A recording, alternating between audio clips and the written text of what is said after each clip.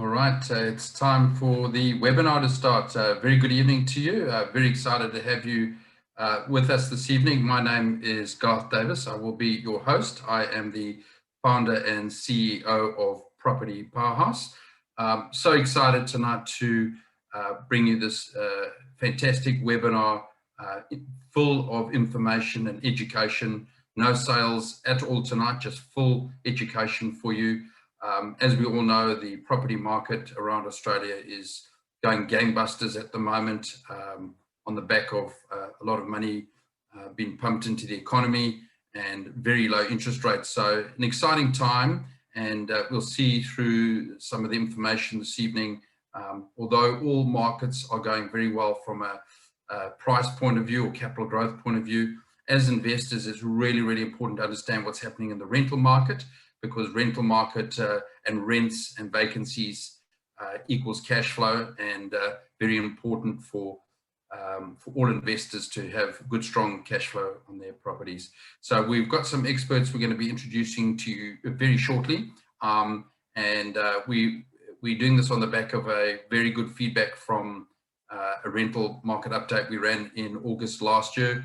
We're very chuffed and excited to let you know that we've even gone wider and a wider audience of Australia. We've got an expert from Darwin this evening and also from Adelaide. So that's maybe a perfect introduction. So I'd like to introduce the panel to you. They should come up on your screen at the moment. So I'm going to introduce them as I see them on my screen. So we've got Hayley Mitchell from Melbourne and Geelong. Great to have her with us again. Jamie Warner from Perth. Thanks, Jamie. Nice background there. We've got Mareka Walker from Sydney. Actually, got to take my hat off to you. She's up on holiday in Cairns and she's found time to speak to us this evening. So thank you. Samara Bedwell in Brisbane. Good evening and welcome back. A first timer for us, Prue Muirhead from Adelaide. Lovely to have you with us. Thank you. And Jodie Foster, also your first time from Darwin. So really proud to have you all on this evening and can't wait to get cracking. So I'm just going to share the screen again and we'll get back. All right, just a couple of slides before I let loose on these experts to share their wisdom with us. So I'm just going to go through to the first slide, which is just a disclaimer. Please, information this evening is just general in nature. And when we're talking about the cities and suburbs, it's general in nature. You need to speak to these property managers individually to find out the actual street and their dwelling size and type, but the information will be very good, but it is generic. The next slide will just tell us a little bit about the company that I founded and very proud to be a part of. So Property Powerhouse, we are the experts in investment property. A real point of difference for us is that we are a national business and we research nationally and we bring wonderful teams together for our clients. Like what you're seeing tonight. So we have expert property managers in every city. We have expert researchers in every city. We have expert building inspectors, insurance, depreciation experts. So all part of bringing you a wonderful team. Our mission statement at Property Powerhouse: by providing education like tonight, support and experience, Property Powerhouse enables mum and dad investors to buy properties all around Australia, building up their wealth, enabling them to retire debt-free on their own home and create multiple passive rental income streams. So that's our mission and something that we very important to us. Right, that is going to take us into our first presenter this evening. So we're just going to make sure that Mareka is going to unmute herself and going to join us now. So Mareka Walker is the operations specialist at Taylor's Property Management Specialist in Sydney. And a very warm welcome to you this evening, Mareka. Thank you. It certainly is warm up here in Cairns compared to what it's been in Sydney over the last few days when a cold spell went through. So yeah, very happy to be here live from far north Queensland. Well, thank you for joining us. And what can you tell us about what's been happening in Sydney from a rental perspective? And over to you. Thank you. Well, Garth, if you wouldn't mind going to the next slide. Basically, for those who I haven't met previously, Taylor's Property Management Specialist has been around a family business for around 90 years. The areas that we specialise in are predominantly the eastern suburbs, inner west and CBD. So it is the inner Sydney investment properties I will be talking to you about this evening. So next slide, please, Garth. Okay, so since COVID-19 impacted the eastern suburbs rental market back in April last year, the situation has remained tough for landlords. Rents in Sydney's east have remained on average between 15 and 30% lower than the same period pre-COVID. So the biggest factors that we have found have been that international students haven't returned from abroad to study on campus.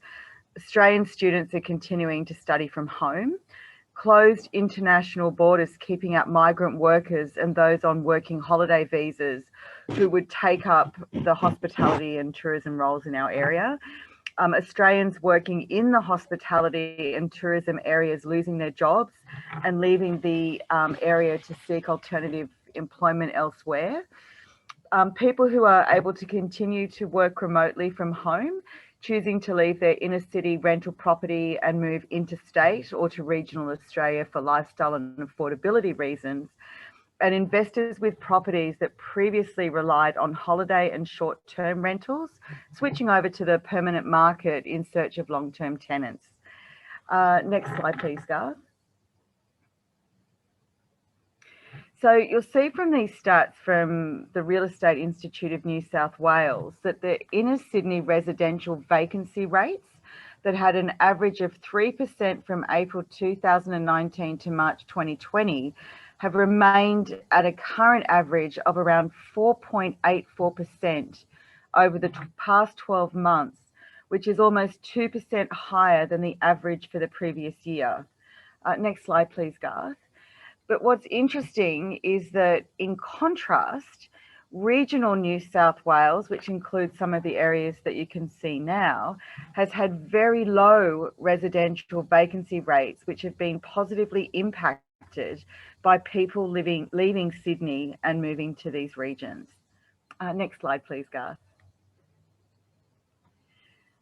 There is some good news amongst all of this in our market, and that is that properties that are strategically marketed, priced competitively, and presented well are leasing. The 3 top tips for investors to achieve this are ensuring your property is being presented in the best light possible, clean and tidy, repairs and maintenance undertaken, good condition of the carpet, paint, etc. Marketing it correctly, using professional copy and photographs to target the best market for your property, and pricing it right.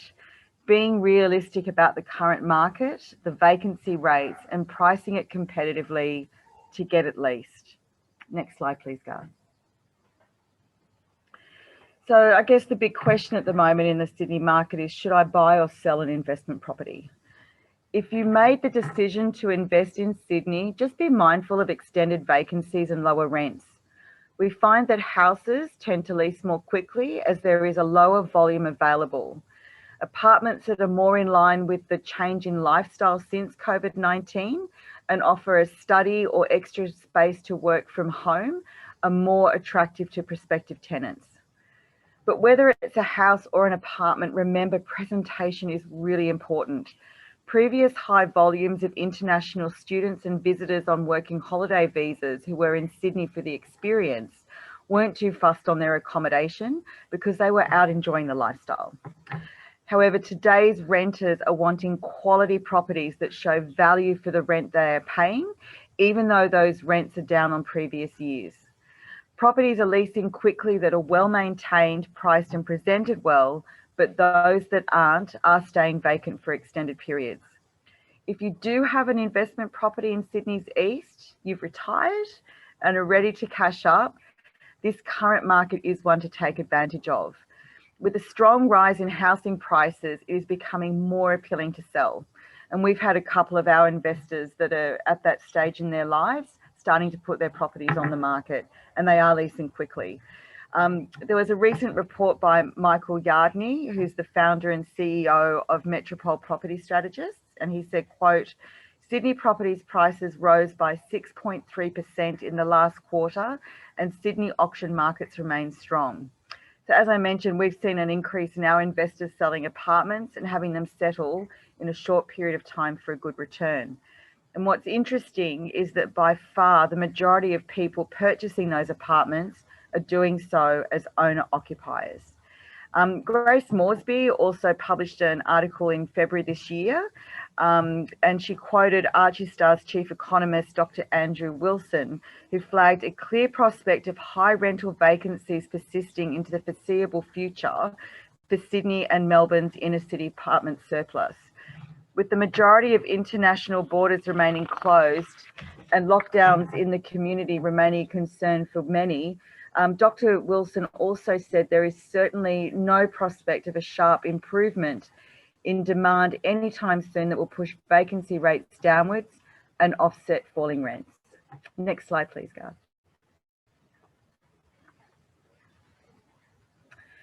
So how is the future looking? I guess that's a question that everyone's asking. We believe that if international students are allowed to return to Australia, this will have an immediate positive impact on the inner Sydney market. We are therefore keeping a close eye on the New South Wales government's commitment to supporting the safe return of international students to Sydney and New South Wales, particularly given that 2 in 5 international students in Australia chose to study in New South Wales in 2019, and those international students are an important source of rental income for investors in inner Sydney. So until then, we don't see much change in rents or vacancy rates in the inner Sydney market. It therefore remains paramount for current investors, as I said before, strategically market, present and price your properties well to have them leased. Make improvements if necessary, you know, from new paint and carpet through to a kitchen or bathroom renovation to get ahead of the competition, attract the interest of good tenants to attend home opens, and for the right long-term tenant to lease your property. Thanks, everyone. I hope that's been helpful.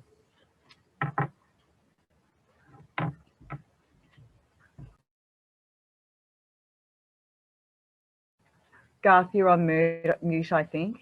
Thank you. Thank you very much, Mareka. That was excellent. For all our attendees this evening, there is a Q&A button. You should be able to find that on a panel where you should be able to see some Q&A. So if you've got any questions through this evening, I'll be stopping after every presenter to see if there's any questions, and there will be questions again at the end. So maybe while I got you there, Mareka, just a question that I would like to ask. So if demand is sort of stabilizing there, is there a lot of supply coming on? And you'll just have to unmute yourself there, but is there still a lot of supply coming in the city of Sydney, which could put more pressure on rents dropping? For us personally, no. Like our vacant, we've only got about 1% of our properties currently that are vacant. The problem is that when you look at the wider region and depending on the suburb, like for example, 2-bedroom apartments in Randwick, there's over 400 on the market. So it's not like we haven't had more come onto the market. It hasn't been like it was during COVID when a lot of Airbnbs and other short-term rentals came on board. They're already there. Yes. Some have started to go back to that now that there is, you know, with the borders opening and people being able to travel. So there's not a flood of new properties, but there is still a substantial amount of vacant properties. If you look at the average that we're experiencing now, still being close to double what it was pre-COVID. So it is competitive. No, well, that's really interesting, and we're going to hear very different stories from all the capital cities, and this is why it's important that we get this national outlook. So thank you very much, Mareka. You're more than welcome. Thank you very much, Garth. Thank you. So our next presenter up, I would like to introduce Hayley Mitchell, Director of Mitchell Property Training. She's a specialist for Melbourne and Geelong, and even within those two cities, you've got very vast changes and different things happening. So a very good evening to you, Hayley. Thank you. Over to you. Yeah, thank you. So Melbourne's been, Melbourne and Geelong, Victoria has been really interesting and actually quite similar to New South Wales in quite a lot of aspects. where our regional market is really flying, but our metro market is still quite low. So if we can just pop to the next slide.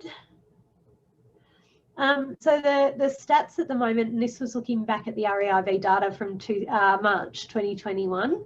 So the proportion of vacant properties increased again for metro. So it went up to 6.5 and it fell to 1% for regional Victoria. We have actually seen demand come back a little bit in regional. So the properties are still renting and they're renting well, but there isn't that, you know, influx of 100 applicants that we had a couple of months ago. And quite honestly, with 100 applicants, you just can't filter through all of those applications. I'd much prefer to have 5 really strong applications than have 100 where you've got to filter through the 95 that you really don't want to touch. But we've been able to sort of take our choice of renters for quite a while. And the house prices are really good as well. So Melbourne did rise slightly up to $495 and $390 stayed for regional Victoria. But we're looking at a vacancy rate in Metro Melbourne of 6.5, and that is just out of control. And I do a lot of training across a lot of businesses, and I've done a lot of work with those in Metro Melbourne at the moment. And there's a lot of people in Metro Melbourne that have said that their prices have actually dropped up to 50%, and they've had properties vacant for over 12 months. So a lot of those owners are really, really hurting at the moment. Next slide. So some of our recent stats, so we have a Matterport camera, we do 3D tours of all of our properties, and we've got 160 spaces hosted at the moment, which is awesome. I think we had about 80 last time we did this, so we've been busy. And we've had 68,000 impressions on those Matterports and 25,000 unique visits, which are huge numbers. Our properties sit on market about 18 days compared to our competitors who are sitting at about 31 days. And that's because of the marketing that we do with the Matterport and the floor plans. And from April to May, our properties had a total of 18,000 views, 14,000 page engagements, 715 inquiries, and 1,000 saves and shares. So the market is definitely, you know, moving pretty quickly in Geelong. Next slide. So quality applications, the high end is definitely coming back. We have found that pullback from high end. I know we rented out a property earlier in the year and we got a really strong rent.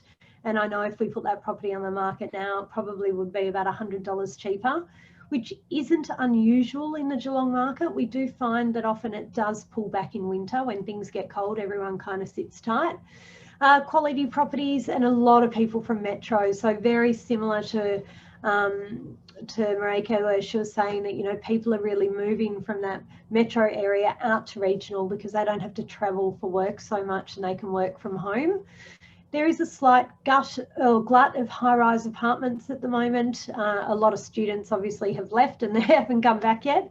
So we're finding that those sort of properties are sitting around, but the houses are great. The metro market, certain areas in a city are really affected, but the other areas are quite strong, particularly with family homes or share houses.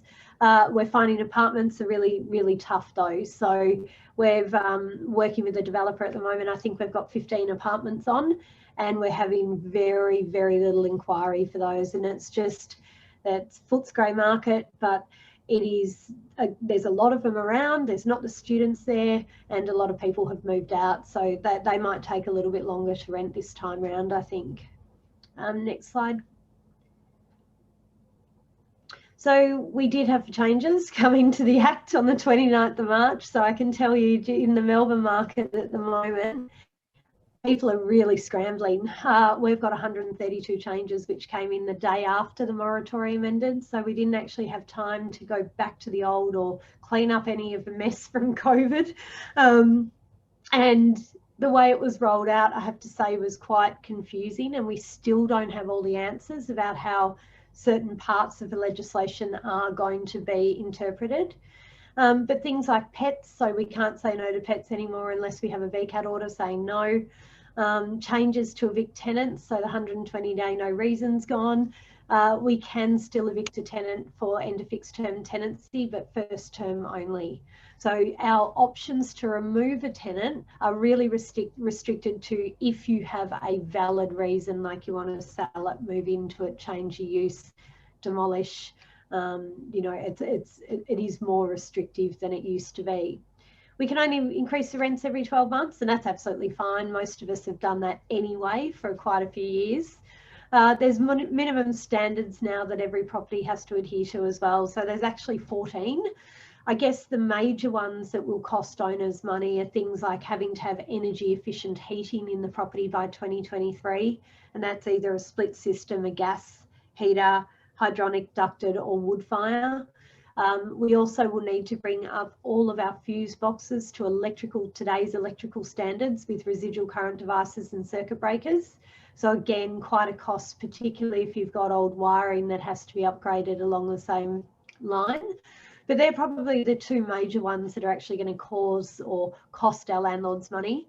We also have to get our safety checks done every 2 years for gas and electrical, and smoke alarms every 12 months, and the pool barrier every 4 years. So again, additional costs. Tenants can make prescribed modifications without consent, but there's rules around it. So I don't think they can just come in and renovate your whole house. So you don't get away with that. But there are a lot of changes, and there have been, I guess, a lot of talk from investors about whether it's a good time to invest in property in Victoria.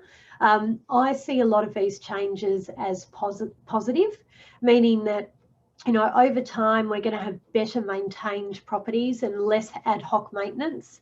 And with all of these changes as well, if we have to put in energy efficient heating, our rents are going to rise. So I'm looking at it as a positive, just going, do you know what, we're going to have better maintained properties, not as much ad hoc maintenance, and better tenants in properties paying high rents. But it's going to take us a little while to get there. Next slide. That's it for me. There you go. I wasn't sure if I had another one there or not. No, that's brilliant. And I think we just had a question come through. So I just want to have a look here.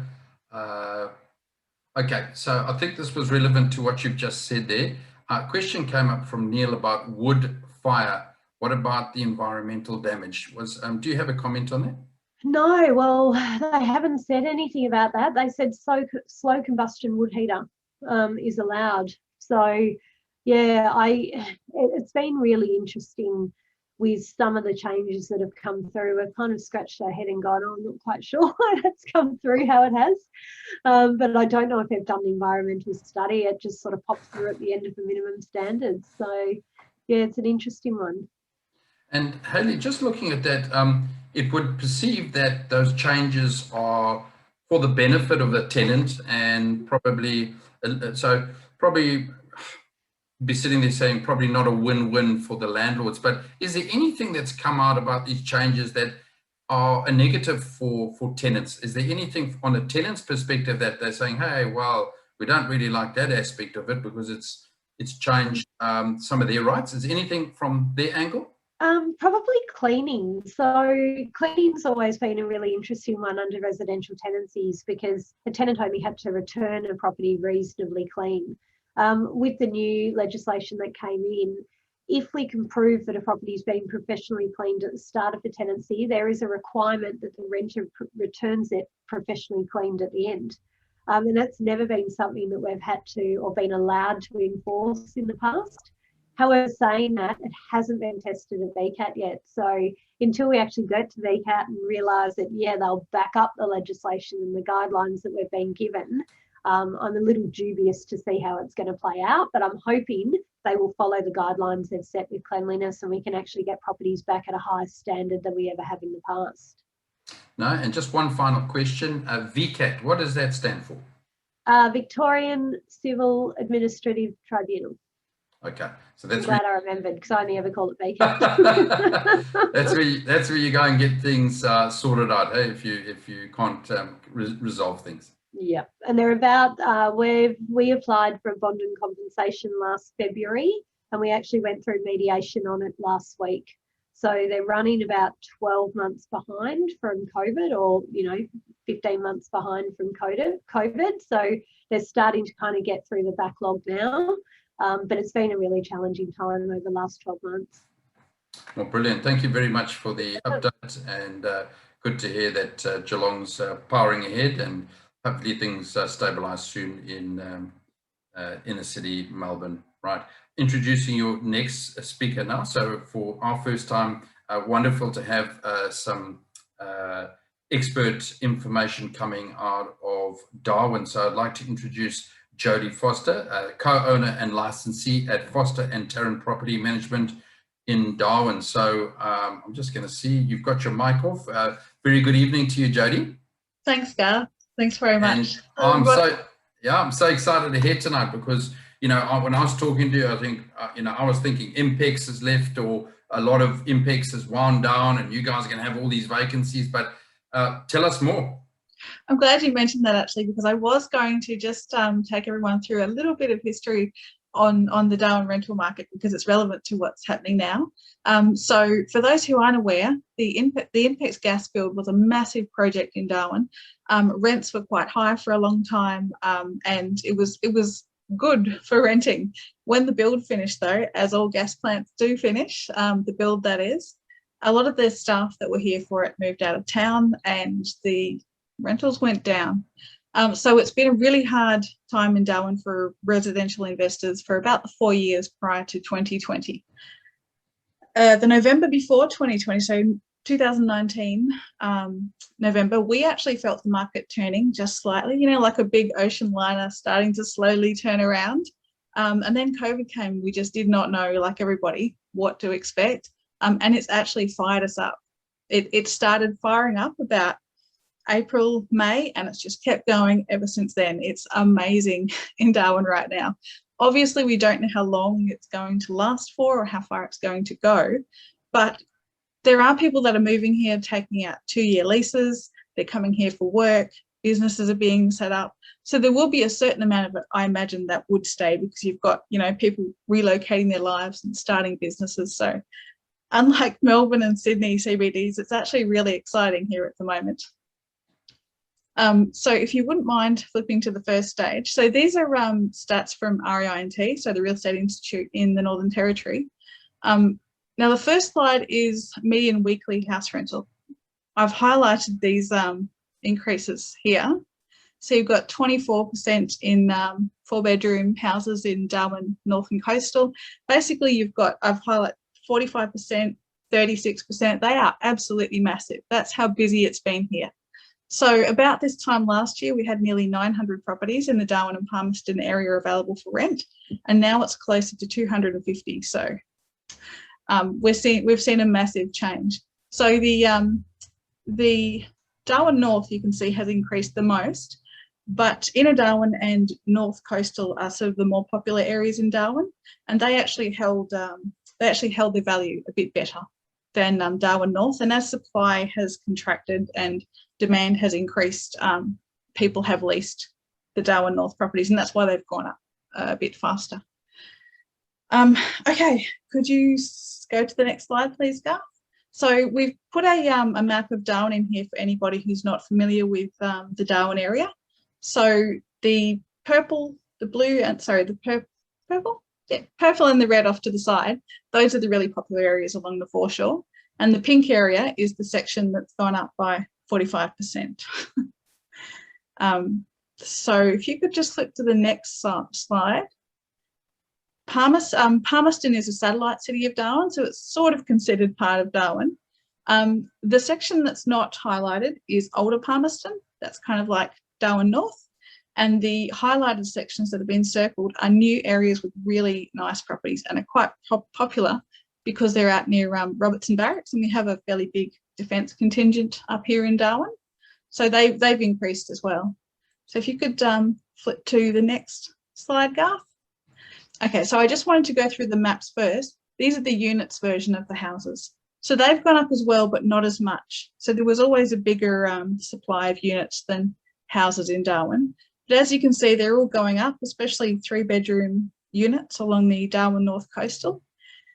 Yeah, that's it. That's the one. And again, it's not across the board. So some areas are going faster than others. So if you could flip to the next one, Garth. Vacancy rates. Okay, this is the really exciting bit. They have gone down by 6%. Oh, 6% is the rural area. So the Darwin area, 4%, Palmerston 3.4%. That's the change in a year. That is absolutely massive. So it's gone from 5%, which is very oversupplied, within 12 months, down to 1 to 1.5%, which is very undersupplied. So it's a similar shock to the one that landlords had when the Impex build finished, but in the opposite direction. If you could flip to the next slide, please. Okay, I had to include this. This is just, it really just shows the whole story. So right back in 2012, when rents were fairly good, it was a balanced market, maybe even slightly under, things were fine. And as you can see, the vacancy rate started to creep up. Now the next slide, when we get to the next slide, you'll see that the prices were quite high, even when the vacancy rate was increasing, but then it drops quite sharply. So if you just go up to, yeah, that's it. So if you just go up to the 31st of December 2020, you can see that the vacancy rates are back to where they were before the market fell. And then the very last bit, it looks like it's zero, but it's not quite. And it's really quite easy to lease things now. You can tell how happy I'm about it. Now it's two reasons. The tenants are being squeezed from both sides, which is uncomfortable for them, but this is what's causing it. The demand is higher. There's a lot of interstate migration. So we've had people from capitals all over Australia, Tasmania even. Tasmania, Melbourne, Sydney, Brisbane, Perth have come from everywhere. And also the supply is reduced. So a lot of tenants are just foregoing renting and just buying. And then we have owners moving back into their properties.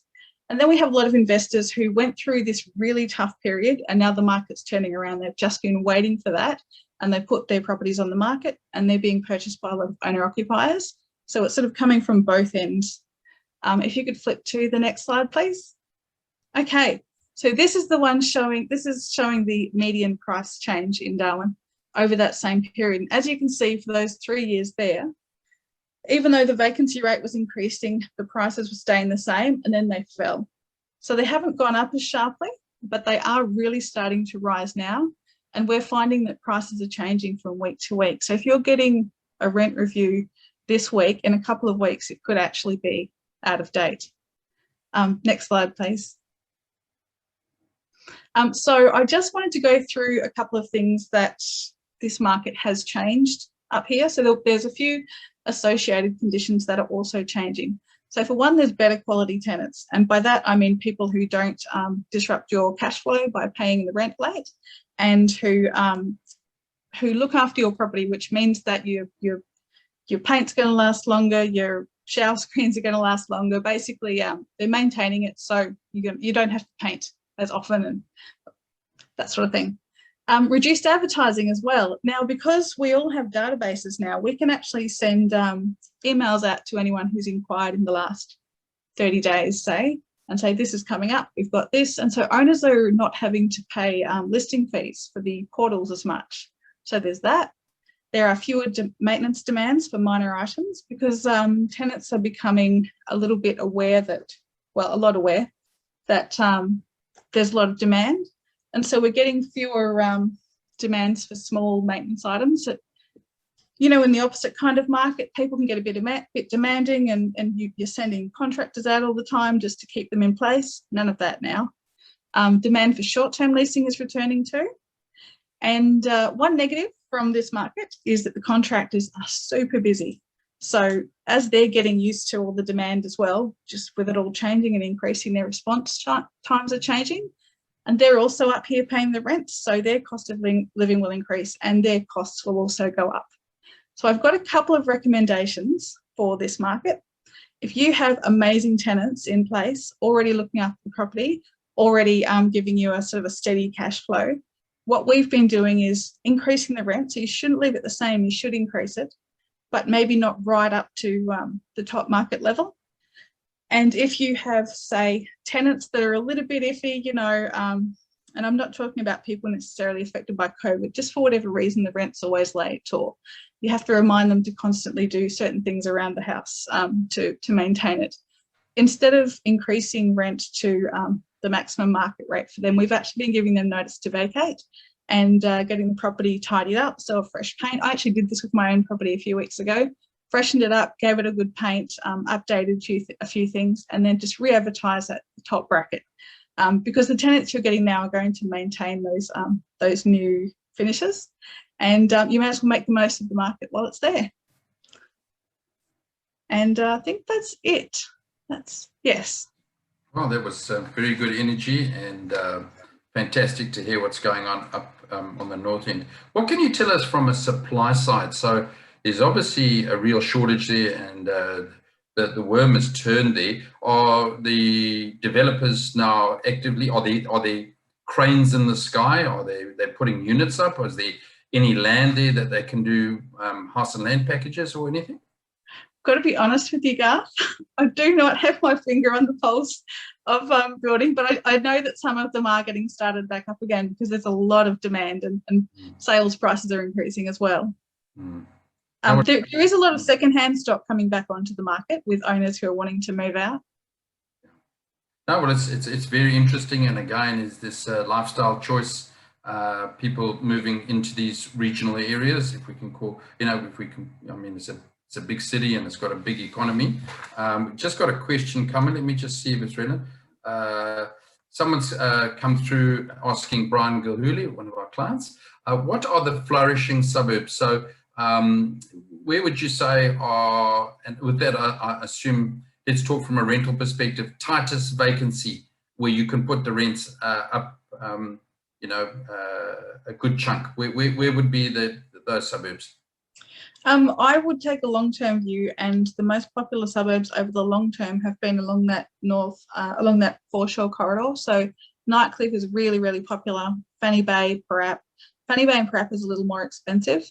There are some newer suburbs in Palmerston as well, which that's where you get a lot of the new packages. So that's where you'd be looking for those, and those are quite popular with defence members. So that Palmerston used to be a fairly low area, but in the last 15 years, it's really come along. There's really nice houses out there, and lots of decent investment out there. Oh, but that's in the that's more in the new suburbs. So Johnston, Zicoli, Gunn, around that area, not so much in the middle section, Malden or Driver. Okay. Now, well, that's brilliant. Thank you very much. Very interesting to know what's going up there in Darwin. Now, another question's popped up. This is to Jody. Do you think the fourth bedroom, where the increase has been the most, is sustainable as few people go back to the office? Look, a lot of people are moving to Darwin from Sydney and Melbourne, and yes, people are working from home, but it's, apart from the influx of people, life in Darwin is not really affected that much. So yes, people are working from home, but it's not the same degree as Melbourne and Sydney. So I wouldn't be concerned about the people going back into the offices so much as the overall effect of COVID and perhaps how long that would last. No, that's brilliant. Thank you. And just for our viewers, just to sort of mix it up a little bit, I thought we would take a break, so we're sort of halfway with the excellent property managers. What I wanted to do now is, just from my angle, is give you an update with what's going on actually in the property market as far as values and sales and that goes. So CoreLogic, they produce this graph as well as this table, as well as other very important information throughout the year. But they produce this on the first day of every month. They produce a table like this. The great thing with RP data, CoreLogic, they know now, they are like the Bible of residential sales. They're not a builder, they're not a developer, they don't need to skew the data to read any which way. There's no vested interest. They just report the data that's happened in that month. They report the median prices and changes. So the really important thing is always to look at here. So obviously on the right-hand side, we have the median values, and this is with the city metro, the Sydney metro. As we know, you get closer into the Sydney, the properties are more like 2 or 3 million, but over the Sydney sort of larger sort of area, you can see the median prices with Melbourne, with Brisbane. But what's really important to see is, firstly, the monthly changes. quarterly and the annual. So the quarter gives you a much better guide than maybe month on month, because we might have had a couple of very strong high-end sales or low-end sales to affect the monthly, but the quarter will give you a very good gauge on what's happening in the market, and obviously annual. Now, anyone who's been following property for a few years, I've been in the property business for 17 years now. This is probably the first time, I think in 20 years, this last few months, where every capital city is positive in the month, in the quarter. Normally what we find is there will be 2 or 3 cities going really gangbusters, and there's 3 that are tanking and really battling. And it's normally the resource cities versus the non-resource. So normally when Perth and Brisbane and Darwin are firing ahead, we tend to see things slowing in Melbourne and Sydney and maybe Adelaide. But as you can see now, on the back of good, confidence, money in the market, money being pumped into the market, very low interest rates, you can see what's happening month to month, quarter to quarter, and annually. So, the important thing to see here is that the market is very strong. No market is continuously, this is not sustainable long term. So that's really important, why you talk to the experts like ourselves to gauge which tap is going to turn off sooner, and why, and where do we see these properties and values in the medium term, so the next sort of 3 to 4 years. We're still very bullish about the Brisbane market, followed by the Perth market, followed by the Adelaide market, just for sustainability, just because they've been coming off relatively low bases and they're early in their property boom cycle. It's amazing to see what's happening out of Sydney, because it's coming off a very high base, and also Melbourne. And it's going to be interesting to see how much legs and how long those markets can keep performing at these kind of levels, and whether there will be a correction. But it's fantastic for anyone in property. If you've got an investment property or second dwelling, you will be performing really well at the moment as far as the values are concerned. Heron Todd White are another independent property data specialist. They run a property clock. This slide is the orange one is on houses, the next one is blue, that's on apartments and units. And again, anyone who's been following these kind of property clocks for the last 20 years, this is absolutely insane that it is so heavily weighted in this growth corridor. So like this is 12 o'clock where the market is peaked. Normally there would be, it'd normally be balanced. So half of the cities would be in a rising market where values are going up, and half where they would be declining. It's almost like, it is so weird that you can see here that we've only got, we've got one on a decline market, and we've got a couple at the bottom, which is the start of the market. But here you can see is all these markets are firing, and that's on the houses. And interestingly, so far from the 3 property experts, property management experts we've heard from, we can keep hearing that those houses seem to be performing better from a rental perspective. It's also happening in a capital appreciation perspective, as opposed to apartments. Doesn't mean apartments are not good. They're generally more affordable and easier to get into the market. But let's see what's happening on the national front. So your absolute ideal is to be buying at the 6 o'clock before the market rises, but there's still a lot of upside if you're buying at 9 o'clock, 12 o'clock. What the experts are telling us here is that we don't expect prices to increase any further, and we might see some correction. So we'll keep you updated sort of month by month. We don't expect anything to sort of change by next month, but maybe in 3 months, 6 months time, you'll see some of these now have moved up to the 12 o'clock and at the peak of the market with not much legs left in them. Next slide is in the apartments. So again, as we can see here, completely lopsided towards a rising market. So anyone in the market's got already within a property is experiencing good capital growth across nearly every single city. We can see in apartments, Canberra's on a declining market. So they've obviously got an oversupply there. Wodonga again, a little bit soft, and a few right at the bottom of the market again. Albany and Geraldton, a couple of, WA towns and communities there. But for anyone who's been following property for a while, this is just like really, really unusual to see it heavily weighted. And the nice thing is heavily weighted in the right quarter, in the right segment, because if they were all sitting this side, we'd all be losing money, and all you know, that would be like, you know, a very tough time for all of us if all the properties were dropping and your equity in your own homes were dropping. So it's a good thing as a property investor. Always tougher for people trying to enter the market, your first home buyers, etc., when the markets are firing like this. So just wanted to give you an update there. All the markets going really, really strongly across houses and apartments.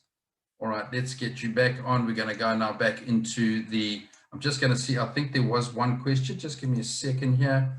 Is the information of apartments and houses combined? So no, so we did separate them. So on the first slide, the orange one, that was houses, and the second one, the blue one, was the apartments and the townhouses. So multiple residences yeah, so there's a split on those two. All right, so I don't think we've got any other questions. We'll keep moving. All right, now next property manager up. Very excited to introduce Prue at Muirhead. Our first time to find about what's happening in Adelaide. I was there probably about 4 months ago. Beautiful city. If you haven't been there, highly recommend that you go there. And interestingly, some really exciting information coming out of there. So Prue is amongst a lot of the good titles she has. She's actually also a Property Investor of the Year winner. So maybe you could tell us a little bit about that, Prue. And you're also Director of Muirhead Property Management, and you're representing Adelaide tonight. So very warm welcome. Tell us first of all about your Property Investor of the Year winner award. So that sounds really interesting. Yes. To try and keep it really quick is awkward, but ultimately, your investment property runs a Property Investor of the Year annually. And so I won it in 2009-10. But the bottom line is we nearly lost everything, young family, nothing, went to buy a first investment property and they said you can't even afford your own home. So we had to decide to live in a caravan. And this is about 2004. Then by 2006, I bought my very first investment property using equity in our home. Because there's so much more to this story. But then in 2010, I'd bought 14 positive geared cash flowed properties. And pretty much that's why they said, hey, look, you stand out. So they gave me the award, which was great. And from that, it threw me into lots of contacts. One of them being TAFE. So I started teaching people how to property investing and renovating for investment. So I could teach people how to make a negative geared property into a positive geared property. And then from that, people like you pop up. And then I was teaching people how to find a good property manager at TAFE. And of course they said, would I do them? And I was looking after about 4 of our own at that time because all the others are a bit further away. And because of that, of course, that's what started Muirhead Property Management. So my husband's an ex-builder and police officer, so he's a fantastic support because he deals with all the tenants and I deal with all the landlords trying to create positive geared, because most people don't even think about positive geared. But I mean, in my opinion, and it doesn't mean it's everybody's, something that puts money into your pocket basically helps you to retire, whereas when you're putting money out of your pocket is keeping you into a job. So that's how I've ended up with Muirhead Property Management, but I love it. Now I run groups in Adelaide for investors, so that's biannually, and we do all sorts of things down here in Adelaide. But Muirhead Property Manager, I just love people holding their properties to create wealth through capital growth. Fantastic. Yeah. Okay, so you can flick through that one. That's beautiful. Look, I just wanted to thank you for including South Australia, because we are actually a very amazing state and we've got some seriously solid investment opportunities. We have always been able to achieve a 5% gross rental yield here. I know in the eastern states it's really difficult. We have a lot of people ring in and think that it's awkward to, you know, I mean, they celebrate a 2.5% or a 2% return. You can easily get 5% in South Australia. And it's amazing. So the next one down, Adelaide, there's a saying in Adelaide, everything's 15 to 20 minutes away, and it absolutely is. Obviously, I've been to other states where you're trying to go to the beach, you're trying to go to the city, and you're stuck in traffic, you can't get there. Things are seriously quite easy to move around, and we've got great festivals, beaches. You know, we've got the second largest fringe in the world here in Adelaide. So we've got lots of things going on down here, and I think we get forgotten about sometimes. And the one thing that has been amazing just lately is that people are returning to Adelaide in their droves. So we've got a really tight market. It's very much like Darwin, like Jodie was explaining over there. We've got the same thing happening in Adelaide. So I guess we've been a fairly COVID safe city as well as lifestyle, cost of living, and people are working from home. So even within the last 2 weeks, we had somebody move into a house where they are working for a company in India, and they've come back to Adelaide to live, and another one that works in Brisbane but lives in Adelaide. So, and because of that, the demand is certainly outstripping the supply right now in Adelaide. So if you want to flick to the next slide. So during COVID, it's been crazy. So the rents have risen rapidly. We do have little to no vacancies. So when we go back to the rents rising rapidly, we have these increases which are happening probably every month or two. We have to reevaluate everything. A bit like Darwin again. If I've done an appraisal for a property 6 months ago, I have to do it again today if they're going to market today. And then we're finding about 20% of our tenants are then offering above the asking price to get properties. So, and it's really, really hurting the poor tenants out there. There's people that are homeless out there in South Australia. It's tough. So where we used to get perhaps 2 calls per year of people saying, oh, can you look out for a house for us? We'd be getting about 4 a week. So we're going from 2 a year to over 200 a year. So it's not ideal. Just homes versus apartments, I had a bit of a look today. Apartments, we are suffering like most of the states. So because a lot of the students have gone home, overseas students have gone home, the apartments are suffering in the city. People are working from home. Obviously, others that are coming back to Adelaide from their droves, Melbourne and Sydney are primarily coming back to Adelaide, back to their family. They are not looking for apartments. They're looking for the actual house with a yard, something, the conventional 3-bed house. So sadly, apartments have been left behind. So we don't really try and focus on apartments in Muirhead Property Management, but we do look after 2. And there was one that came on just as the shutdowns were starting to happen about this time last year. Sorry, it was about February, March, wasn't it?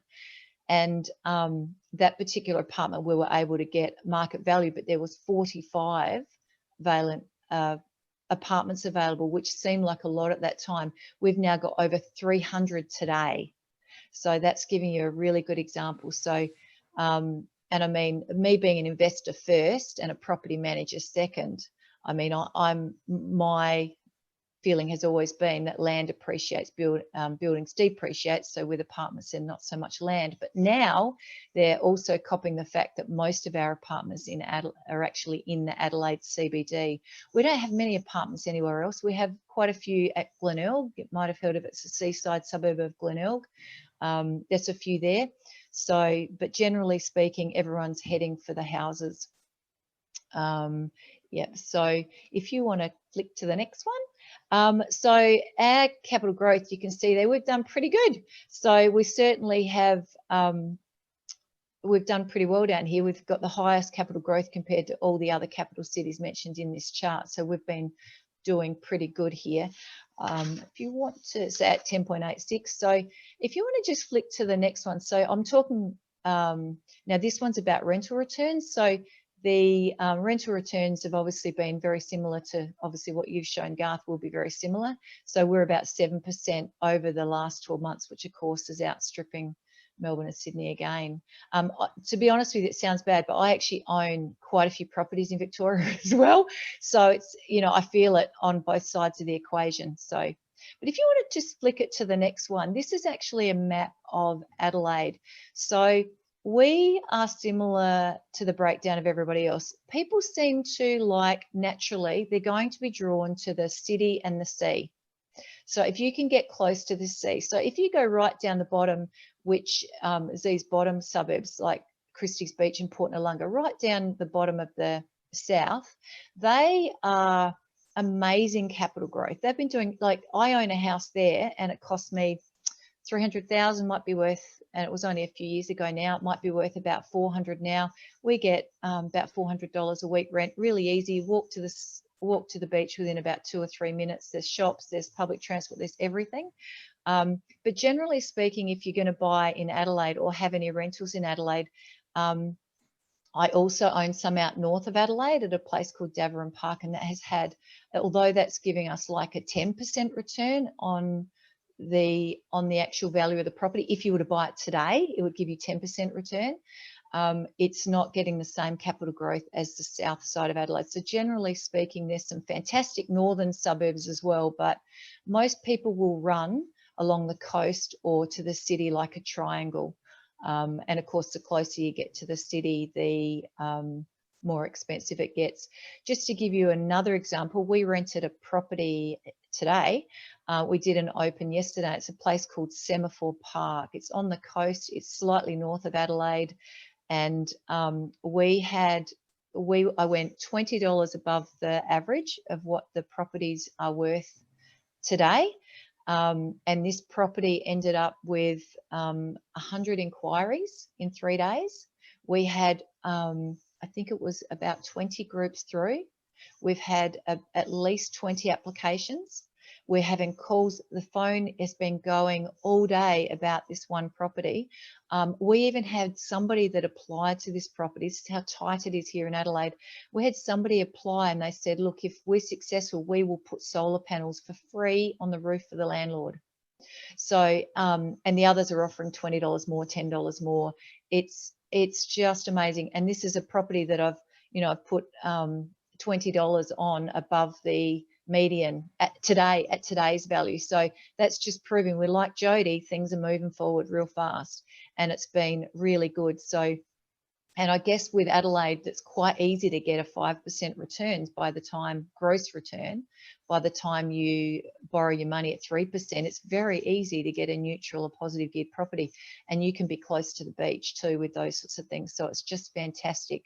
So yeah, so I guess if you're investing in Adelaide, although I'm no economist, generally speaking, you'll find that people will stick to the seaside suburbs through Adelaide, and perhaps not so much out north, because like I said, I'm a victim of that one too. So it's interesting to see my own portfolio and how it moves and why it moves. And so, yeah, so it's quite easy to share that with other people. So if you want to flick it on to the next one. So Adelaide is a beautiful place to invest in. So our median house prices are obviously nearly 550,000 now, and a median rent's 436. Now that's not a 5% return, but remember the median house prices is actually all the market. That does include rentals, but it also includes all those $1.2 million homes that people are living in. So, but you can see it reflected better in the unit price. So the median unit price at the moment is just under 330,000, and the rent is just over $330 a week. So it's pretty easy down here and pretty cool. Yeah. So if you want to just flick to, oh, that's me. So we're just a small family. This is my husband. That's my husband and my son and me. So yeah, and if you want to know any more about Adelaide market or any media about my background personally, you can find on our website. Oh, that's fantastic, Prue. Thank you very much, and really interesting. So I had a question for you recently when I was in Adelaide, and it was over the Fringe weekend, and it was absolutely stunning. We did take a drive out to Mount Barker. I can't see it on the map, but there we go. There seemed to be quite a bit of activity happening out Mount Barker area, and this is near Hindorf, which is also your tourist strip in the hills. We went up there. What are your thoughts around Mount Barker as a matter of interest, and who's looking? Is it more affordable there for rentals that people might be wanting to move there? Okay, I own a house at Mount Barker as well. So the difficulty that I personally have with Mount Barker is that they keep releasing land, so it's not landlocked. So that does cause the value of these properties to stay fairly dormant. So although I don't have the numbers for you about Mount Barker specifically, I can tell you you'll still probably get nearly 5% returns. But generally speaking, the people that have been buying out there, and I know quite a few, they are buying there to live in, and it's a beautiful place to live.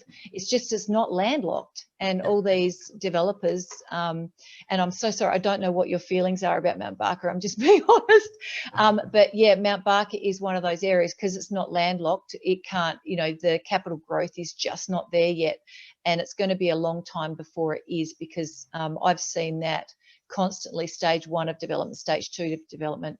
So our house is right in the centre, which is fine, but it's and had no trouble getting tenants, ever getting tenants. But I guess if you can't get a tenant, it's going to be price or presentation at all times. Yes. So generally you either make it look better or you charge less. It's the bottom line. So yeah, but Mount Barker is a beautiful place to live, but I probably wouldn't invest there again. No, that's fantastic and great feedback. And I think you just highlighted again from an investor's perspective, as we all know, trying to be as close to the CBD as we can, or near the ocean or near the rivers, just because of scarcity. And as you just said, yeah, they just keep, when you go where there's land, they can just keep releasing land, which adds supply, and that goes for any of the capital cities. So Prue, fantastic. Thank you very much. And awesome that you got the family working together. Is your husband also a director? Because I know he's a policeman, so I'd be interested to see who the boss is at work. Yeah, no, he's actually a retired police, so he deals with the tenants. It's really good. I'd let them get away with blue murder if it was me. I'm a bit too kind, but he's a good one for that. No, fantastic. Thank you very much. That was brilliant. Thank you. Right, we're on the home stretch, guys. Just got our 2 of our property managers left, and they are in the 2 areas that we've been promoting really hard. So I would like to introduce Samara Bedwell, from the Managing Director of Macwell Property Management in Brisbane, and she also looks after the Gold Coast. Known Samara probably about 17 years now. She's managed properties of my own, and also does a lot of, tell us a bit about some of your coaching and training. The great thing here is the caliber of the people presenting tonight. You can hear that they're experts and they're giving back to their communities. They go back and they lecture, they train. And so Samara, welcome. Tell us a little bit about what you do also when you're not doing your own business, as far as hi. management. Sorry if my voice is a bit croaky. I've had a cold, so the later the night goes on, the worse I sound, so I do apologise. But yeah, with Macwell Property, owning that obviously keeps me quite on my toes. But 5 years ago, I was approached by the REIQ, which is the Real Estate Institute of Queensland. And I've always been a big advocate for them because they support members, us as real estate agents, in trying to make sure that we're getting the right change in our industry for our clients, for sellers, for landlords. So I have been a big advocate for them, but they approached me to be part of their property management support team, which means that any member property manager can call me and I can support them with advice. So sometimes the calls are really quite simple. It's like, what should I do if the tenant's in arrears? And I can talk them through the process. Other times it's one-man shows that just need to bounce some ideas off, and they might be new into the industry. So we sort of help and coach them along like that. So I'm on the phone support with 4 other ladies. I basically do 1 day a week with them for that. Additionally, though, my husband and I both do train at the REIQ too. So if anyone wants to get their certificate of registration here in Queensland to be a real estate agent, we could be one of your lecturers. And yeah, it just feels like we're able to assist in getting the right calibre of agent in the area in Queensland, because sadly for so long real estate agents have been berated as just, you know, they're always about the commission. And in real estate, it's not about the commission, to be honest. I mean, no one else goes to work for free, and neither will a real estate agent.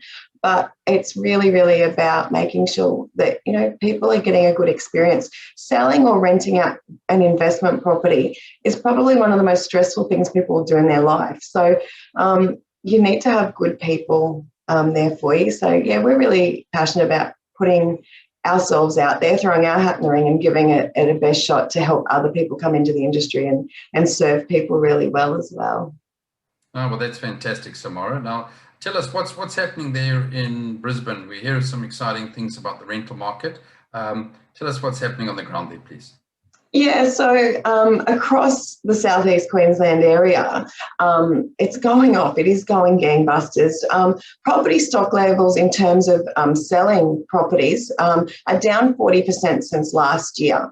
So we've had about, and we're still having a big influx of southerners hitting our shores, and that's really exciting. But it creates a lot of work, and everyone's sort of got to hit the ground running every day. So we've typically been a state that has opposed auctions, like Sydney and Melbourne. They go off with auctions, and usually the Queenslanders are a little bit more reserved and complain about auction and don't think it's, because there's no price guide and things like that. We're seeing 82% clearance rate on our auctions at the moment. So it's a really transparent way. I'm pro-auction, but I'm ex-Wales too. So I'm pro-auction, and we're seeing these get really good results and good, honest competition in our marketplace. So what we're seeing that, there's a really good increase of rental returns for our investors at the moment because of that that demand that's being pushed in. We're seeing a few investors that are able to sell out because it's the right time for them to capture this sales market.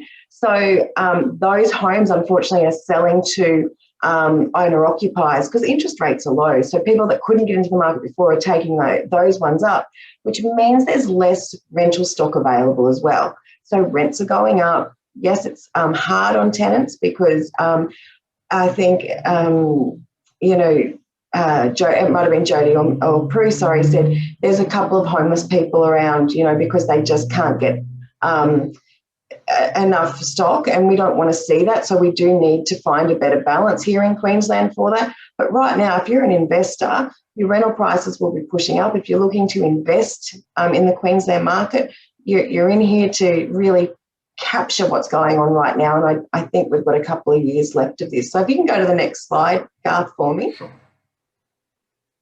So Michael Yardney, Mareka sort of mentioned him. He does a lot of reporting. So we watch him because he does across a national sort of reporting. So I do watch him and then track his reports as well. But he has recently said that anyone who buys an A-grade home or investment-grade property in Brisbane right now will look back in a couple of years and think that they have bought a bargain. So he predicts that this is a very new property cycle for us, and it has some years to run. So that means there's further capital growth here in Brisbane. And I agree with that. I think that this is, it's a perfect storm to be an investor. And we're certainly knuckling down to increase our portfolio at the moment as well.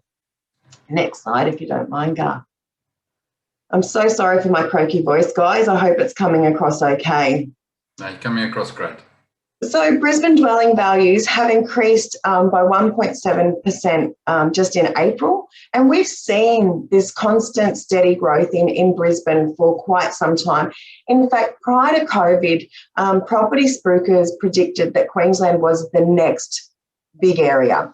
And then, of course, COVID hit and we all quaked at the knees and weren't sure what happened. But we've that prediction has certainly come forward. So dwelling values increased by 5.6% over the quarter. So that's a really big increase.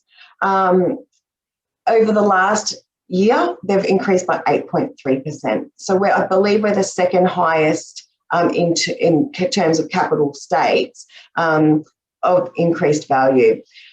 So we are at a record high at the moment. A lot of people say to me, and look, I'm not an economist either, how long is this going to last for? None of us really know. But what I can say is we tend not to have these huge booms and these massive bangs.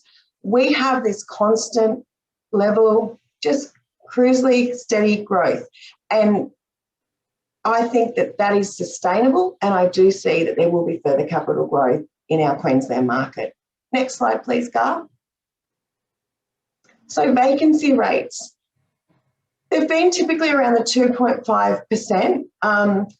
Usually that's what we would call a balanced market, but right now we are so tight, it's at around that 1.5%. So at Macwell at the moment, we've got 0.5% in vacancy rates. So basically, we have properties rented before they have either settled, if they're a brand new property. And Garth, you can attest to that. We've had some clients experience that lately, which is fantastic. People are applying sight unseen. There's multiple applications on properties. Not all applications, like Hayley said, you know, sometimes you go through 100 applications and there's 5 good ones and 95 shit ones that you've got to fish through. Look, that's just property management in a market like this.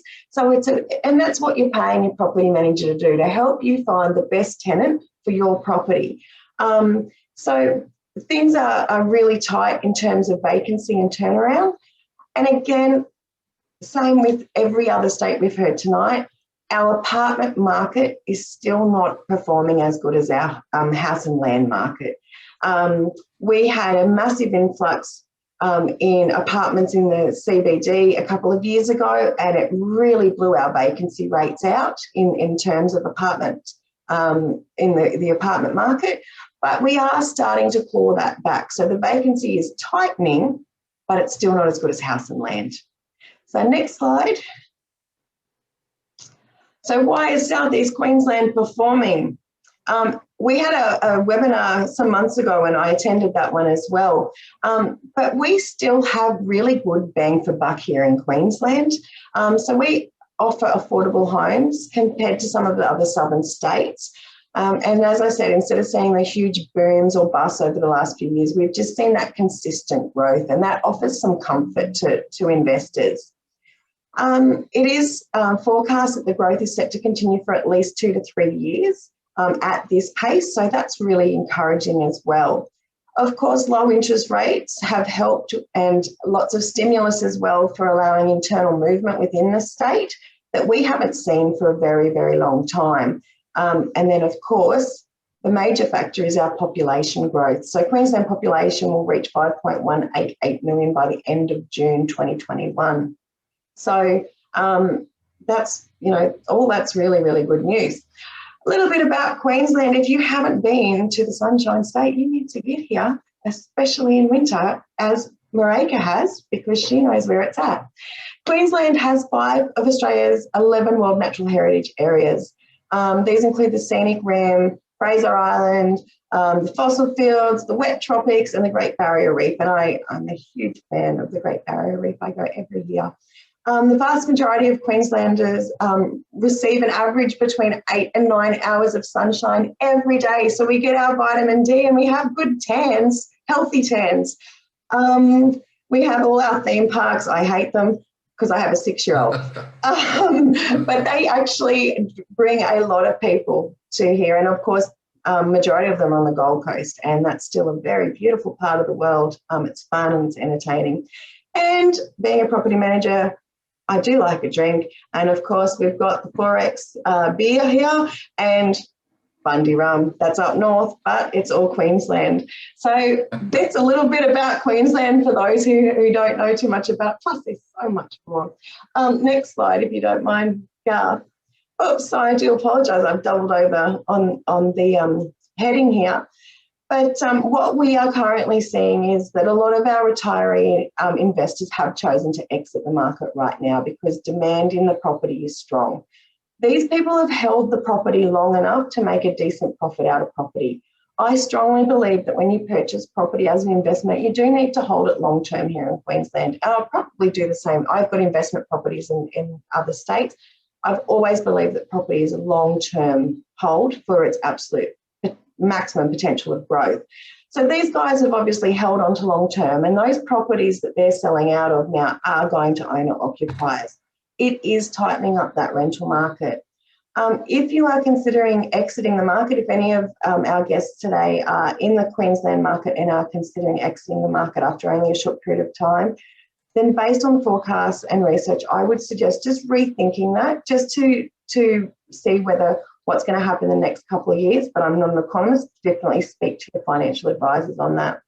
If you are looking at getting into the market, what you purchase now will be a sensible purchase, albeit that it be a sensible sensible purchase, you will reap the reward of firm yields and capital growth over the next 2 to 3 years. And that's really good news. I don't think there's any better time to be an investor in the Queensland market. I've been doing this 20 years and I have this cold because I've never worked so hard in property management.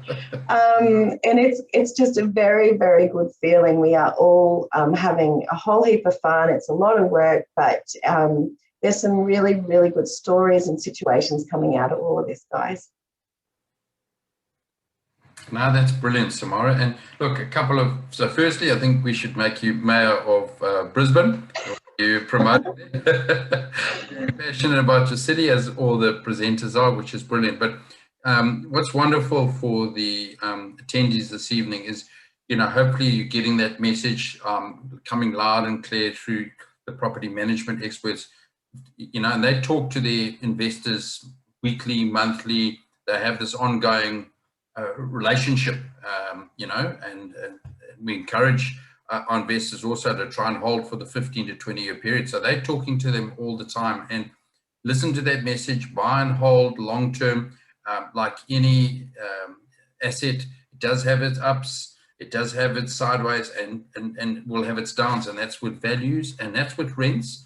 And but just like Samara was saying, from what I can, from all my experience, best time in 20 years to be getting into the market. But again, we've got to drill down further. Which capital city? Where do we see the legs? Where these cash flow, like you've been hearing about Peru, there should be no reason why the properties are negatively cash flow or negatively geared to your detriment at the moment. You should be getting really good cash flow.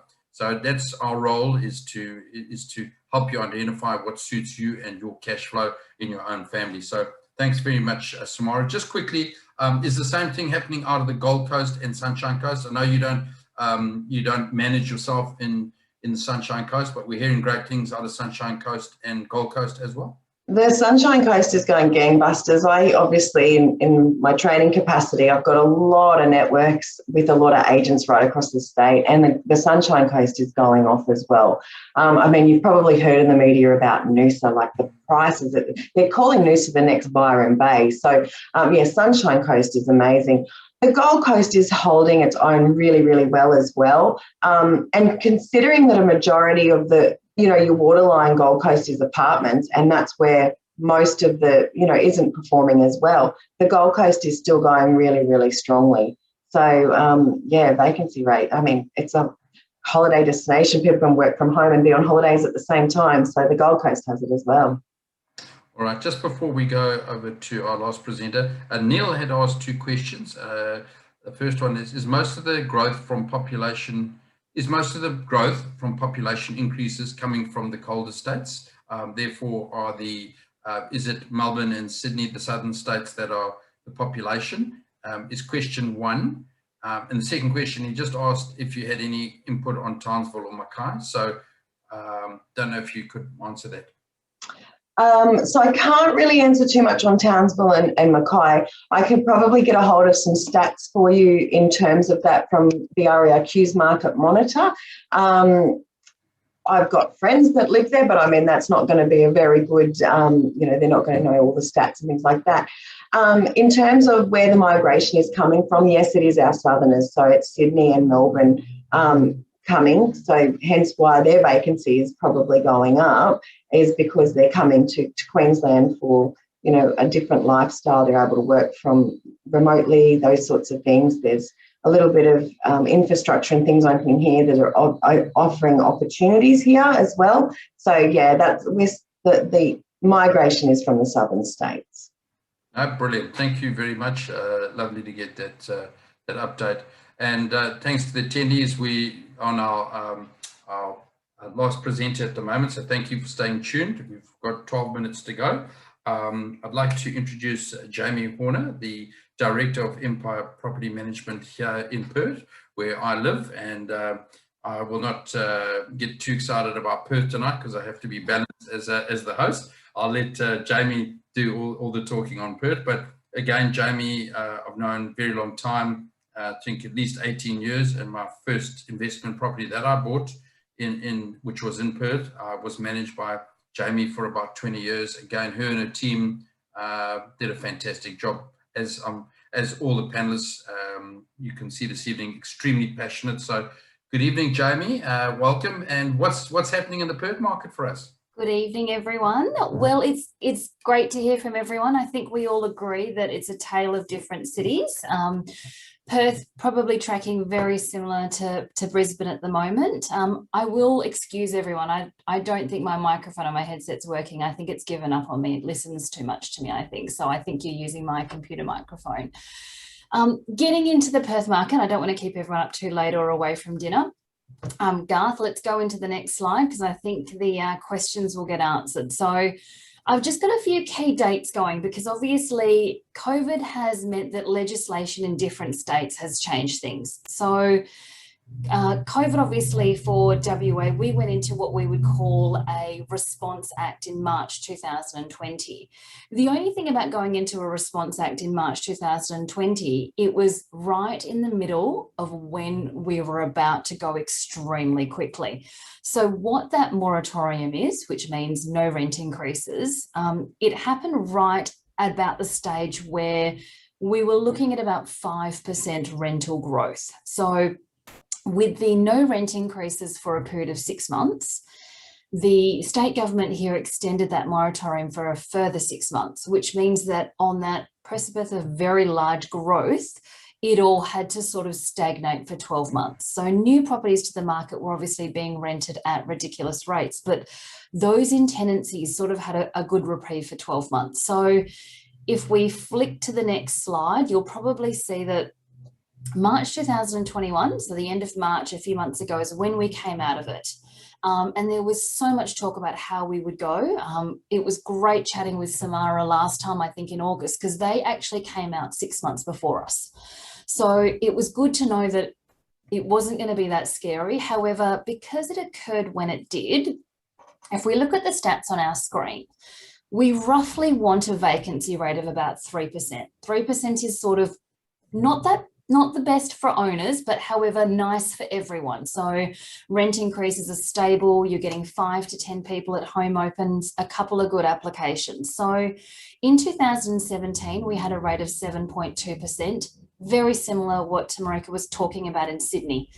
Great presentation, all the things that you needed to do to get your property rented. 2017, 2018, we absorbed a lot of stock, as you can see, almost 3,000 every single time. And if you want to know why, it was because there was a lack of supply. So demand stayed constant, but we just didn't have investors coming into the market. So the supply was not there.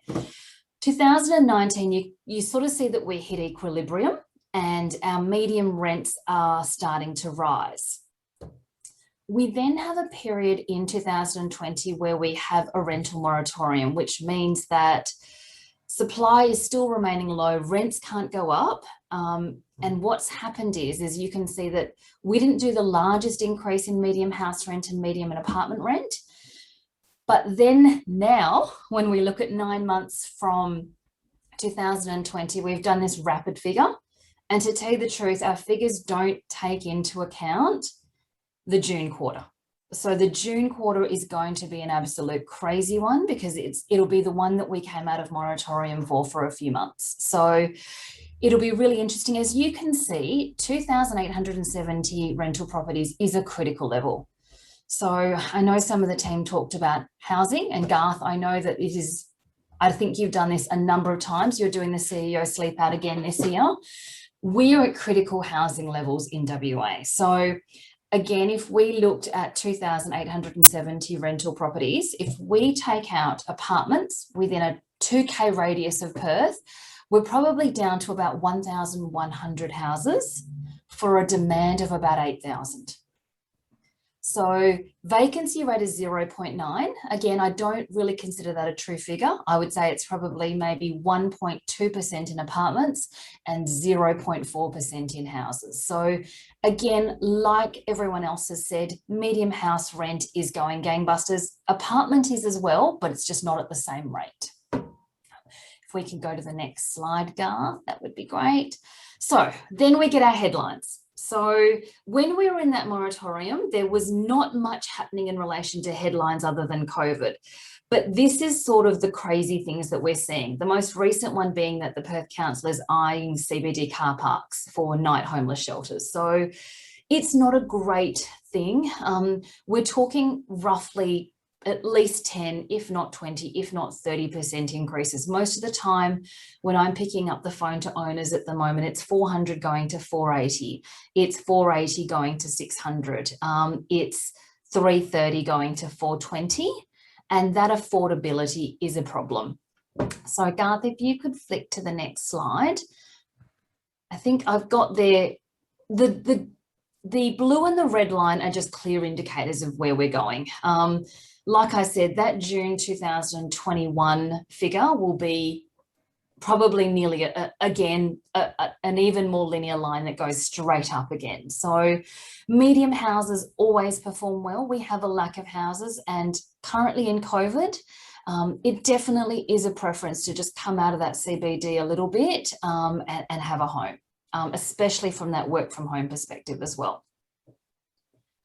Next slide, Garth, is just some raw statistics. So generally for our team, we would probably, for a portfolio our size, have 20 properties available in any 1 month. Generally now we're down to 6. So if I wanted to look at the 6 properties that we had available in the last 3 days, the number of tenant inquiries are over 1,000 for those 6. We had 58 home opens in scheduled. We still actually do quite a number of home opens here. We like to try to open it 2 or 3 times in that week to see what applications we get. And you can see that for those 6 properties, we had 398 people registered to inspect. So those images of people lined up outside are definitely true. 6 properties, 97 applications. We still have a quality of application problem. So we will get on average for some properties 15 applications and some 6. And we obviously, as you can see, if we had 97 applications for 6 properties, that's 91 people that were rejected. And I would probably say that at least 50% of those people are probably desperate. So we do have crying, tears, anger at this point in time. But that statistic also just shows you that we are unable at the moment to keep up with supply, and we won't be able to keep up with supply for the next 2 years. We do have some excellent homeowners grants, so we have tenants leaving the market to build. But even if we look at the prospective 1,500 homes that will be built next year, we're still about 5,000 short, and our WA government's a little bit of a stickler on letting anyone in. And our current rate is over 30,000 people waiting to migrate to WA. So I do not think we will open up soon, even though we do need those migrant workers and we do need those students, because there is no way we can cater for them in our current housing structure. Next slide, Garth. So a little bit of a map of Perth. Yes, Samara definitely has some amazing beaches over there and some sunlight, and we are the forgotten sometimes state with Adelaide and Darwin. However, something that you will see with us is that it's always the coast that has the highest mediums. You'll see the red ones are our western suburbs, and they are bordered by prime beaches, Cottesloe. They are bordered by the river. Then next to those, we obviously have houses that still fall along the coastline in the water, or right in that Perth CBD. Now, as you can see, those blue properties are your prime properties. They are still 4 to 8 Ks away from the CBD, 1 K away from the river.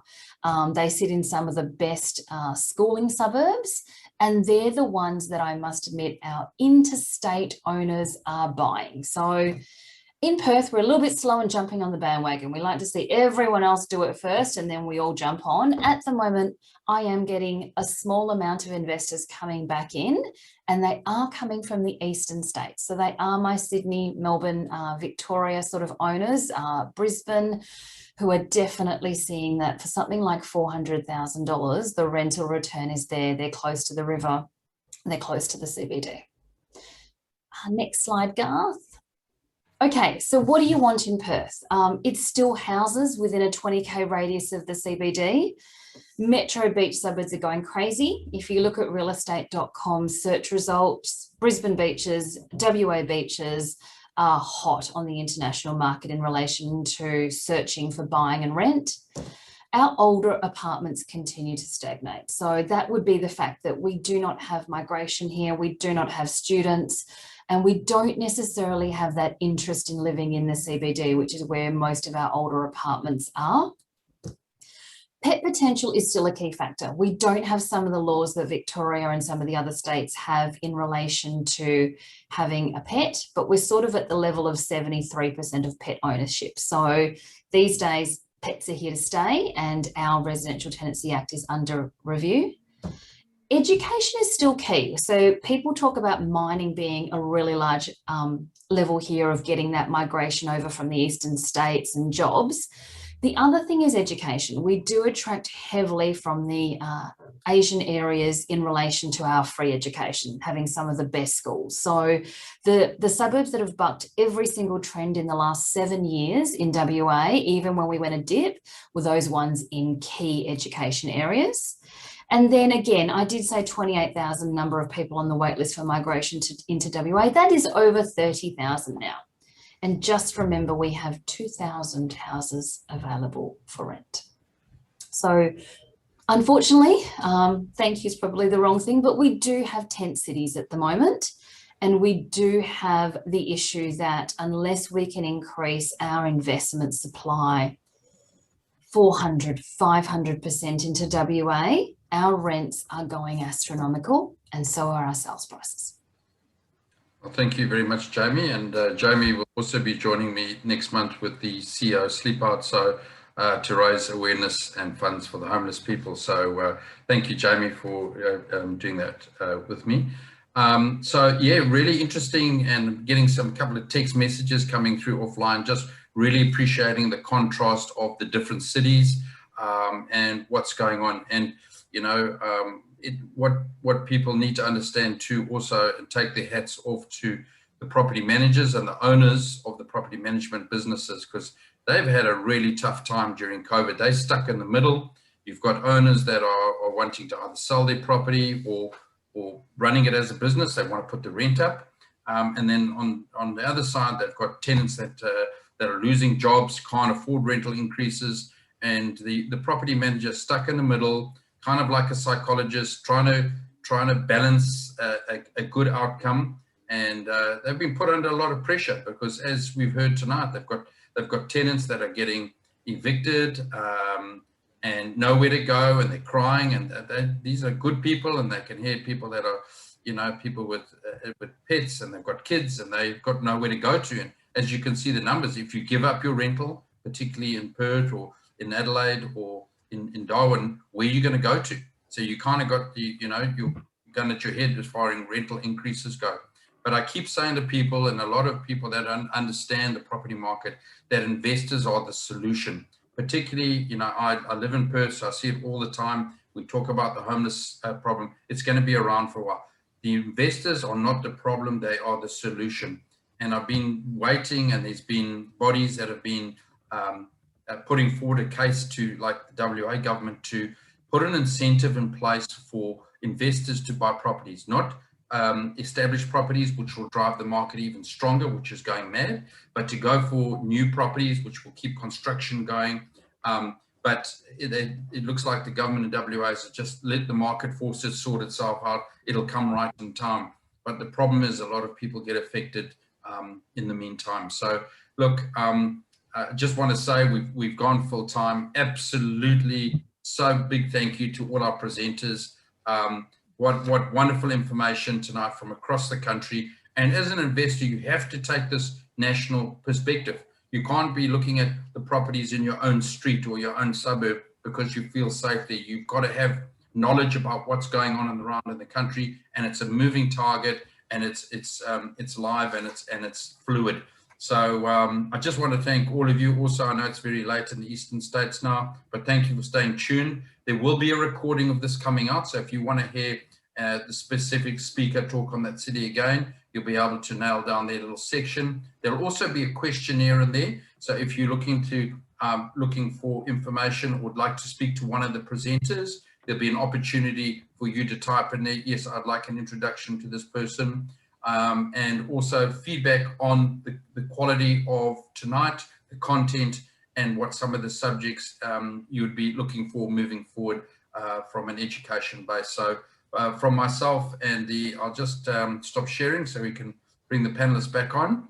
But thank you very much to all of you. If you just want to take your mics off, thank you very much to Hayley from Melbourne. Did a wonderful job. Thank you to Samara in Brisbane. Thank you very much to you. Look after the Forex beer and the other stuff there.